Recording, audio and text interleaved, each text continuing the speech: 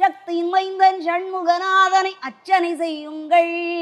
சக்தியின் மைந்தன் சண்முகநாதனை அர்ச்சனை செய்யுங்கள். வைத்திய செல்வன் வளமாய் தருவதை வாங்கிக் கொள்ளுங்கள். அண்ணனின் தம்பி அருமை செல்வன் அழகை பாருங்கள். வள்ளல் குமரன் வாரி தருவான் வாங்கிக் கொள்ளுங்கள்.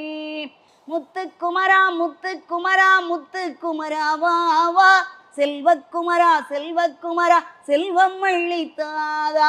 சித்திரை மாதம் பௌர்ணமி நிலவாய் சிரிப்பதை பாருங்கள்.